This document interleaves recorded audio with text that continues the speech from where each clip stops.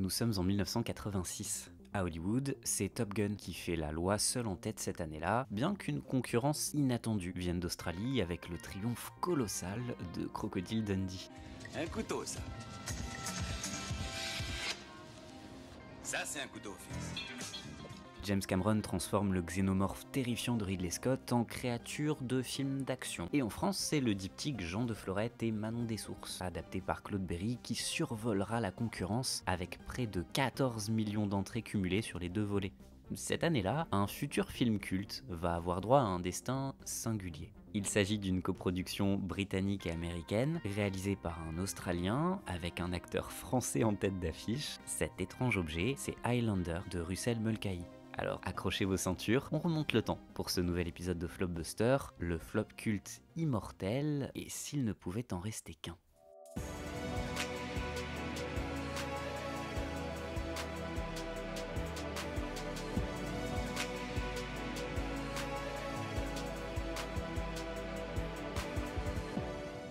Tout commence en 1985. Le jeune Gregory Whedon, qui n'est encore qu'un étudiant en cinéma à Los Angeles, écrit un scénario intitulé Shadow Clan. L'inspiration lui est venue lors d'un voyage personnel en Écosse. Il avait également été influencé par Les Duellistes de Ridley Scott et cette idée de deux adversaires qui mettent des années avant de pouvoir enfin s'affronter. Après avoir lu son premier jet, le professeur d'écriture de Whedon lui conseille fortement d'envoyer son histoire à un agent. Le scénario commence à passer entre de nombreuses mains et c'est finalement le duo de producteurs William Panzer et Peter S. Davis, qui dirige la maison de production Davis Panzer Productions, qui en achète les droits pour 200 000 $. Le scénario va alors être retravaillé par Peter Bellwood et Larry Ferguson. Encore méconnu à l'époque, Ferguson finirait par travailler sur Le flic de Beverly Hills 2, À la poursuite d'Octobre Rouge ou encore Alien 3.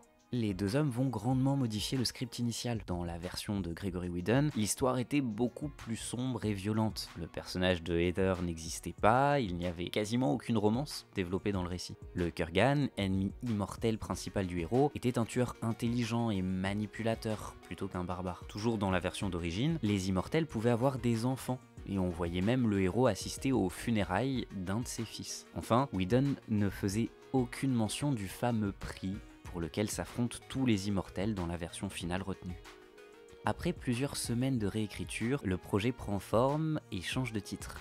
Shadow Clan est devenu The Dark Knight, oui, comme le Batman de Christopher Nolan. Et ça n'est qu'au début du tournage que le titre définitif Highlander sera adopté. Très rapidement, c'est le cinéaste australien Russell Mulcahy qui est rattaché au projet. En plus d'être un célèbre réalisateur de clips musicaux, notamment pour AC/DC, Elton John ou encore Fleetwood Mac, Mulcahy s'est fait remarquer au cinéma avec le film d'horreur Razorback, qui allait lui aussi devenir complètement culte. L'histoire d'un cochon sauvage qui terrorise l'arrière-pays australien, et ça vaut franchement le détour, c'est incroyable. Commence alors la quête pour un acteur principal. Le rôle de Connor McLeod est proposé à Mark Singer, célèbre à l'époque pour avoir incarné Dar l'Invincible. Après son refus, les producteurs se tournent vers Mickey Rourke, qui sort tout juste de L'Année du Dragon de Michael Cimino et qui préfère se concentrer sur deux projets sulfureux et controversés, 9 semaines et demie d'Adrian Lyne et Angel Heart, signé Alan Parker, dont on a déjà parlé dans Flopbuster.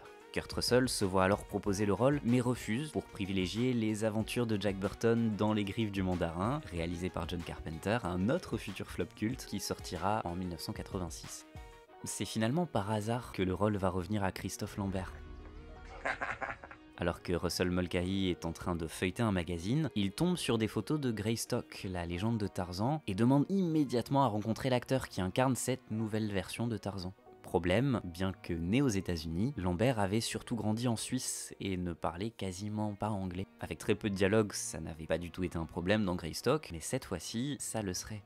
Alors que Connor McLeod était censé avoir un accent écossais très marqué, il fut décidé qu'il aurait un accent non identifié, dépendant des progrès de Lambert sur le tournage. Le cinéaste justifiera cet imprévu en affirmant que McLeod avait passé plus de 4 siècles à errer sur Terre et qu'il s'était sûrement imprégné de tant d'accents qu'il était impossible de retracer son origine. Ou comment transformer un handicap en justification scénaristique, et ça va être une constante dans ce film.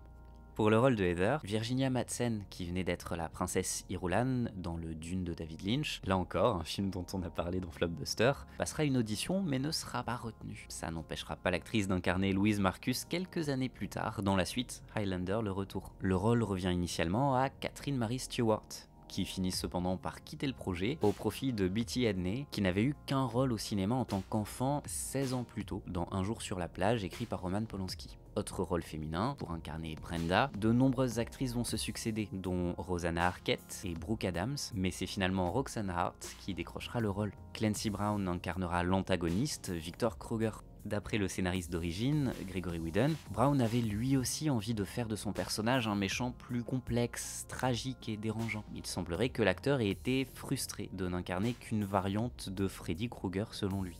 Clancy had a real problem with that. He hated what he was being asked to do, and he used to come to me complaining about it, and I didn't know what to tell him because I did think it was a little jokey, you know, and what is essentially a very serious person with a serious issue, it was kind of tarted up a little bit. Enfin, le nom prestigieux du casting, c'est bien évidemment Sean Connery. L'ex-James Bond était encore au sommet de son art et de sa popularité, puisque la même année, il allait sortir Le Nom de la Rose, avant d'enchaîner avec Les Incorruptibles, en 87. Il boucla ses séquences en 7 jours à peine, et pour la petite anecdote, il avait parié avec le réalisateur qu'il serait impossible de tout filmer en 7 jours. Pari remporté par Russell Mulcahy. De son côté, Sean Connery reste gagnant, puisqu'en une semaine de tournage, son cachet s'élève à la jolie petite somme d'1 million de dollars. Un tournage d'autant plus agréable que Sean Connery s'est très bien entendu avec Christophe Lambert, au point où l'acteur a accepté de jouer dans la suite à la seule condition de voir Connery revenir dans l'univers des Highlanders. Le tournage commence alors d'avril à août 1985. L'équipe du film se déplacera en Angleterre, en Écosse, au Pays de Galles et tournera également les parties modernes à New York. Russell Mulcahy dispose d'un budget estimé entre 16 et 19 millions de dollars. Si on le compare aux autres superproductions de 86, on est certes largement en dessous de Star Trek 4 et ses 26 millions, mais on reste dans la lignée de Aliens avec 18,5 millions et c'est même plus cher que Top Gun qui a coûté 15 millions ou encore Platoon 6 millions. Des films qui vont engranger considérablement plus d'argent au box-office, mais on y reviendra plus tard. L'idée à retenir, c'est que Highlander n'est pas une petite série B fauchée. Le film est pensé comme un gros concurrent censé peser parmi les événements de l'année. Au-delà du défi de la langue, Christophe Lambert va devoir passer beaucoup de temps à s'entraîner à l'épée pour le film. Notons au passage que l'acteur est myope, ce qui signifie qu'il se blesse très souvent lors des entraînements sans lunettes. Il sera formé par Bob Anderson, un homme au parcours fascinant. Escrimeur médaillé aux Jeux Olympiques de 1950, excusez du peu, il deviendra entraîneur puis maître d'armes, avant d'être cascadeur et coach sur plusieurs tournages. Il a été coach d'escrime sur Barry Lyndon avant de faire partie des doublures pour Dark Vador dans la trilogie originale Star Wars. Parmi ses élèves sur grand écran, on peut citer Sean Connery, Antonio Banderas, Mark Hamill, Johnny Depp ou encore Viggo Mortensen. Bref, Bob Anderson, c'est un de ces destins fous qui mériterait un documentaire à lui seul. Quoi qu'il en soit, Christophe Lambert faisait preuve de beaucoup d'enthousiasme, et ses progrès rapides en anglais ont facilité le tournage. L'acteur n'hésitait pas à donner de sa personne, notamment lorsqu'il devait tourner des séquences où il nageait dans les fameux lochs écossais, pas franchement réputés pour leur température idéale. Une bonne partie du tournage se fait sur l'île de Eleon Donan, célèbre pour son château qui sera partiellement reconstruit en studio pour être totalement détruit lors d'une des séquences les plus marquantes du long métrage. Enfin, le tournage très court de Sean Connery a un effet évident dans le film, un effet sonore. Il y a effectivement un écho sur la voix de l'acteur. Et la raison est toute simple, il a doublé tous ses dialogues, non pas dans un studio classique, mais depuis une villa en Espagne où il s'était rendu pour travailler avec un coach sur l'accent de son personnage. Mulcahy a décidé de laisser les pistes imparfaites telles quelles, estimant que cet écho convenait à l'aura mystique du personnage. Là encore, l'art de transformer un imprévu en parti pris artistique. Et puis de toute façon, personne n'aurait osé risquer de vexer Sean Connery, connu pour son tempérament bien trempé. On habitait dans un hôtel qui était littéralement à 30 secondes, 40 secondes en voiture du plateau, et il les a forcés à lui commander un hélicoptère peint aux couleurs de son costume, c'est-à-dire Bordeaux. Il montait dans l'hélico le matin, moi j'arrivais avant lui en voiture parce que le temps que l'hélico décolle et se pose sur une petite colline qui était à 50 mètres du tournage. La post-production se passe plutôt tranquillement. Contrairement à la plupart des blockbusters qu'on a vus jusqu'ici, pas de lutte infinie pour un director's cut, pas de reshoot interminable, le travail est bien organisé, tout est dans les temps. Pour la bande originale, c'est le compositeur Michael Kamen qui est appelé. Il sortait tout juste de Life Force de Toby Hooper et Brazil de Terry Gilliam, deux flops cultes avec des identités musicales très différentes. Il faudrait attendre la seconde moitié des années 80 pour que Kamen soit récompensé par de gros succès populaires avec L'Arme Fatale ou encore Piège de Cristal. Le groupe Queen est appelé pour composer un titre spécialement pour le film, mais après avoir vu le premier montage de Highlander, les membres du groupe sont bien plus inspirés que prévu. Brian May va écrire l'incroyable Who Wants to Live Forever directement dans le taxi qui le ramène chez lui après avoir vu le film.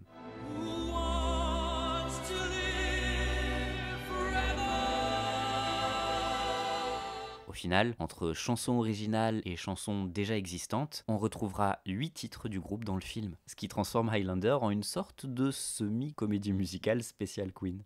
Tout est bouclé, le montage est terminé et c'est donc décidé. Highlander sortira au cinéma le 7 mars 1986 aux États-Unis et le 26 mars en France. Notons au passage que le film sort aux États-Unis dans un montage légèrement plus court, réduit de 6 minutes environ. Mais là encore, pas de lutte entre Mulcahy et ses producteurs pour sortir la version longue partout dans le monde. Le seul réel désaccord, c'est que le montage US ne montre pas comment Connor rencontre Rachel pendant la Seconde Guerre mondiale, un changement que le cinéaste jugeait difficilement compréhensible. Selon lui, on ne pouvait pas réellement saisir le lien entre les deux personnages si on enlevait cette séquence. Lors de sa sortie initiale, Highlander reçoit un accueil presse très frileux. Variety évoque quelques moments divertissants, mais estime que l'œuvre entière est un bazar sans nom.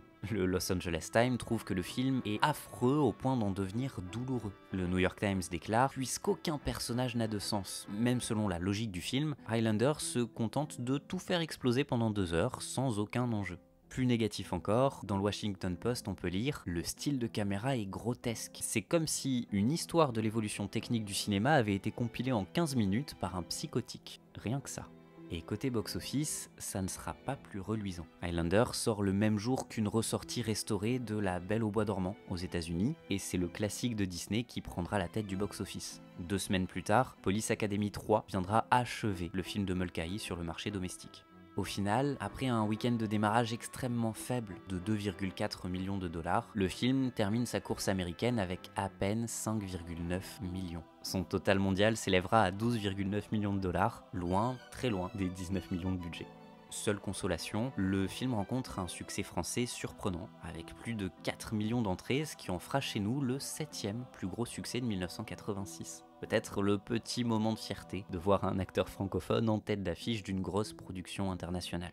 Il faudra attendre la sortie en location pour que le film commence à trouver son public sur le marché vidéo. Un succès qui va s'intensifier à tel point que Highlander deviendra une franchise à partir des années 90. D'abord au cinéma, avec Highlander le retour en 90, suivi de Highlander 3 en 94, Highlander Endgame en 2000 et Highlander le gardien de l'immortalité en 2007. Une série télé éponyme sortira également en 92 avec Adrian Paul dans le rôle de MacLeod, ainsi qu'une série animée en 94.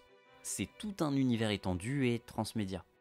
Mais honnêtement, Highlander, qu'est-ce que ça vaut? Est-ce que l'échec de base était mérité? Et est-ce que le statut culte du premier film se comprend aujourd'hui? La page Rotten Tomatoes de Highlander résume le film en une phrase simple mais particulièrement vraie. Les gens détestent Highlander parce que c'est kitsch, tape à l'œil et absurde, et d'autres l'adorent pour les mêmes raisons.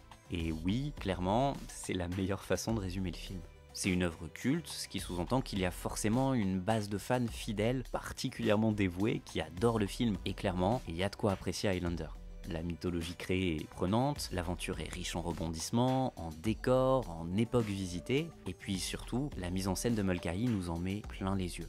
Pour tous les amateurs de cinéma ultra esthétisé, vous êtes forcément servis. Dès l'ouverture, le cinéaste annonce la couleur avec des plans expérimentaux et virtuoses. On a des jeux de lumière, des plans ambitieux. Bref, Highlander ressemble à un best-of un peu fou des grandes heures du clip MTV. Le cinéaste australien assume complètement son savoir-faire de clipper. Et c'est d'ailleurs souvent sur les séquences qui mettent en avant la musique qu'il parvient à offrir de véritables moments mémorables. Difficile de ne pas penser au sublime Who Wants to Live Forever, qui lui offre probablement la plus belle séquence de tout le film. La réflexion, du drame, des émotions, tout est présent. Et une profondeur émotionnelle surprenante comparée au reste du récit. Dans ce genre de moment, on perçoit le grand film qu'aurait pu être Highlander. Mais voilà, c'est aussi la limite du film. Difficile de complètement blâmer les critiques qui reprochaient au long métrage d'être un long clip vidéo qui manque de structure. Franchement, l'écriture est inégale, le rythme ultra bancal, et cet aspect MTV très ancré dans son époque fait que le film vieillit plutôt mal. Certains affirmeront au contraire que ça lui donne un vrai charme à l'ancienne, ce que je peux totalement comprendre, mais clairement, Highlander c'est un pur produit de son époque. Parfois ringard, parfois charmant, le découvrir aujourd'hui c'est monter à bord d'une capsule temporelle à la fois déconcertante et géniale. On peut se concentrer sur les prouesses techniques du film, l'imaginaire fou qui se développe à l'écran ou la partition brillante. Ou alors, on peut juste reprocher le jeu bancal des acteurs, l'écriture décousue et caricaturale, ou même le montage pas toujours lisible ou facile à suivre. Heather, please. Je vais peut-être jouer la sécurité, mais honnêtement, j'ai jamais réussi à complètement trancher entre les deux. J'adore le clip géant qu'est Highlander, je passe un moment parfaitement divertissant devant, et je prends plaisir à le revoir de temps en temps, mais je ne prétends absolument pas que ce soit un monument du 7e art. Et c'est sûrement cette contradiction, cette opposition stimulante qui fait du film une œuvre culte, parce que c'est un long métrage unique, qui ose à peu près tout, mis en scène par un cinéaste qui n'a jamais peur des partis pris radicaux. Et c'est d'ailleurs une des très grosses réserves que j'ai concernant les rumeurs du remake à venir. Comment mettre à jour un film ancré à ce point dans son époque ? Quand on voit le résultat catastrophique des suites, c'est loin d'être un pari facile. Et puis comment passer derrière Mulcahy ? Il me semble que c'est le style du cinéaste qui fait que la magie fonctionne, parce que son film est outrancier, spectaculaire, intime, drôle et se prend trop au sérieux. C'est un numéro d'équilibriste qui nécessite de croire totalement dans la démarche. Et autant dire que le premier degré et la foi totale de création ne sont pas tellement les démarches principales à Hollywood ces dernières années. À l'heure des blockbusters méta qui assument leur ridicule, semblent mépriser leur propre scénario autant que le public, parviendra-t-on à retrouver ce sérieux magique d'un Highlander, parfois ridicule, mais qui croit de bout en bout à son héros tragique ? Je vous laisse me donner votre avis en commentaire, et n'hésitez pas à me dire ce que vous avez pensé du film d'origine, des suites, de tout cet univers qu'est Highlander. Merci infiniment d'avoir regardé cette vidéo jusqu'au bout. N'oubliez pas non plus de liker, de commenter, de partager la vidéo. Vous avez vu, on a fait une pause de plusieurs mois sur la chaîne, et franchement, au niveau de l'algorithme, ça risque de piquer sévère. Donc je compte sur vous pour m'aider à continuer à faire ça, à toucher du public et à partager ces moments. Merci encore. Et je vous dis à très vite pour une nouvelle vidéo qui nous replongera dans les années 90. Je vous en dis pas plus, on se retrouve dans quelques semaines.